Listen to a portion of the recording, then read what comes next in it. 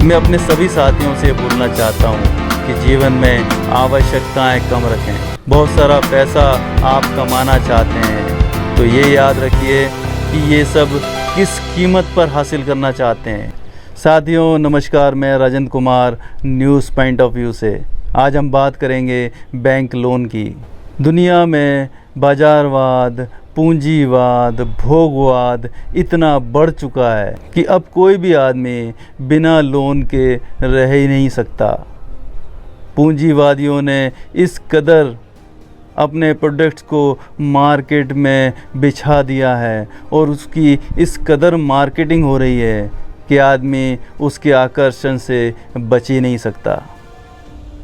आदमी लोन लेके, उधार लेके कैसे भी उन चीज़ों को हासिल करना चाहता है और लोन के कुछ चक्र में फंस जाता है। आज हम इस बात पर चर्चा करेंगे कि लोन लेने के पहले, लोन लेने के दौरान और अगर आप लोन नहीं चुका पा रहे हों तो लोन की रिकवरी के दौरान आपको क्या करना है और क्या नहीं करना है। देखिए, मैं ऐसी कोई बात नहीं करना चाहता कि लोन लेना हो तो मुझसे संपर्क करें या लोन चुकाने में असमर्थ हों तो मुझसे संपर्क करें। इस वीडियो में आप जो सोच रहे हैं वो शायद आपको ना मिले। मैं ये वीडियो इस मकसद से बना रहा हूँ कि जीवन में मुक्ति से बड़ी कोई चीज़ नहीं है, आज़ादी से बड़ी कोई चीज़ नहीं है और लोन का कुचक्र एक बहुत बड़ा बंधन है। इस बंधन से आज़ाद रहना तो बहुत मुश्किल है, लेकिन कम किया जा सकता है। बुनियादी रूप से बैंक लोन दो प्रकार के होते हैं। एक ऐसा लोन जो बंधक संपत्ति रख के दिया जाता है, दूसरा जो बिना बंधक के दिया जाता है, जैसे personal loan, credit card loan, education loan आदि। तो आज मैं ऐसी आपको 10 बातें बताऊंगा जो उधारकर्ता को ध्यान रखनी चाहिए। उधारकर्ता को पहली बात ये ध्यान रखनी चाहिए कि उधार तभी लें जब बहुत ज़रूरी हो। इनकम टैक्स बचाने के लिए या किसी लोन एजेंट के चक्कर में आकर कभी लोन ना लें। किसी भी कार को इस्तेमाल करने के लिए या बंगले को मेंटेन करने के लिए भी पैसा लगता है। इनकम टैक्स की जो रिबेट की स्कीम है उसको आप समझिए। सरकार इनकम टैक्स लगाती है और उसमें रिबेट देने के लिए आपको गाड़ी, घोड़ा, बंगला खरीदने के लिए बाध्य करती है। ये सत्ता और पूंजीवादियों का मिला जुला षड्यंत्र है, इसको समझिए। आप किसी भी कारण से अपने गले में लोन की घंटी ना बांधें। लोन लेते समय बैंक कई कागज़ों पर हस्ताक्षर करवाता है। किसी भी पेपर पर आंख मूंद कर साइन ना करें और ब्लैंक चेक तो बिल्कुल ना दें। ब्लैंक चेक के दुरुपयोग के मामले बहुत आ रहे हैं। चौथी बात मैं ये कहना चाहता हूँ कि एजुकेशन लोन लेने से बचें। आपका बच्चा बौद्धिक रूप से जितना पढ़ सके, जहाँ पढ़ सके उसको पढ़ाएं और आप भी अपनी आर्थिक स्थिति के अनुसार जितना बच्चे पर खर्च कर सकते हैं उतना ही करने की कोशिश करें। ये जो बाज़ार में यूनिवर्सिटी और कॉलेजेस के नाम पर दुकानें खुली हुई हैं उस पर अपनी मेहनत की कमाई ना लुटाएं। सबसे बड़ा जो तबका है वो व्यापार के लिए लोन लेता है। व्यापार के लिए बहुत से प्रकार के लोन बैंक में उपलब्ध हैं। हाइपोथिकेशन ऑफ स्टॉक है, लोन अगेंस्ट प्रॉपर्टी है और भी कई तरह के लोन मार्केट में अवेलेबल हैं। आदमी व्यापार के लिए लोन ले लेता है, बिज़नेस ठीक ठाक से चलने लगता है तो वो गाड़ी, घोड़े, बंगला, ज़मीन पर पैसों को इन्वेस्ट करने लगता है। बाज़ार में लुभाने के लिए इतनी चीज़ें हैं जो आदमी को आकर्षित करती हैं और वो ऐसी चीज़ें इकट्ठी करने लगता है। याद रखिए, कोई भी व्यापार, व्यवसाय, नौकरी हमेशा के लिए नहीं होती।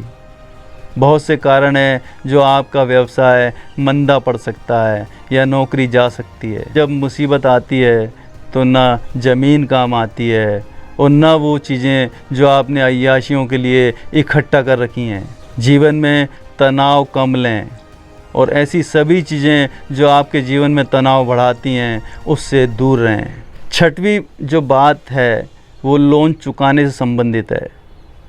अगर आपका कोई क्रेडिट कार्ड लोन है या पर्सनल लोन है या बिना बंधक का कोई लोन है तो इसमें बैंक वसूली बहुत एग्रेसिव नहीं कर सकता क्योंकि उसके पास कुछ बंधक नहीं होता है। हाँ, अगर आपने ब्लैंक चेक नहीं दिए हों और किसी कोरे कागज़ पर साइन ना किए हों तो बैंक ज़्यादा प्रेशर आप पर नहीं डाल सकता। लेकिन इसका मतलब ये नहीं है कि आप बैंक का लोन चुकाएं नहीं। बैंक इतना ही कर सकता है कि आपको परेशान कर सकता है, आपको हैरास कर सकता है। तो आप बिंदास पुलिस में इसकी रिपोर्ट करें, अपने घर की महिलाओं से रिपोर्ट करवाएं। मैंने ऐसे कई मामले देखे हैं जिसमें रिकवरी एजेंट को जेल तक हुई है। तो आप बिल्कुल भी बैंक से ना डरें और समाज की चिंता बिल्कुल ना करें। जब भी आपकी आर्थिक स्थिति ठीक होती है तब आप बैंक से वन टाइम सेटलमेंट करके लोन चुकता कर दें। सातवीं बात यह है कि अगर आपने ऐसा लोन लिया है जिसमें आपकी कोई प्रॉपर्टी बंधक है तो बैंक आपके ऊपर सरफेसी एक्ट 2002 के माध्यम से आपसे ऋण वसूली कर सकता है। अगर आप 3 महीने तक किस्तें चुकाने में असमर्थ रहते हैं तो बैंक आपके अकाउंट को NPA घोषित कर देता है, यानी नॉन परफॉर्मिंग असेट। उसके बाद बैंक आपको सरफेसी एक्ट के अंतर्गत धारा 13(2) का एक नोटिस देता है।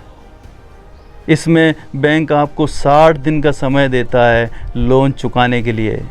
कई लोग इस नोटिस को लेते नहीं हैं। बैंक का कोई भी पत्र आता है तो उसको ज़रूर लें।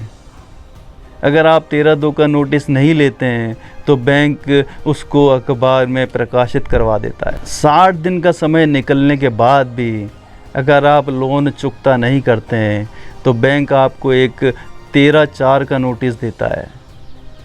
ये 13(4) का नोटिस कब्जे का नोटिस होता है, यानी बैंक आपकी बंधक प्रॉपर्टी पर सांकेतिक कब्जा कर लेता है।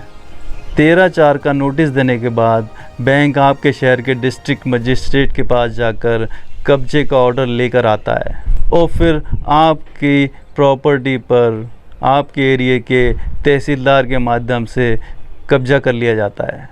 ये जो 13(4) का नोटिस होता है वो 30 दिन का होता है।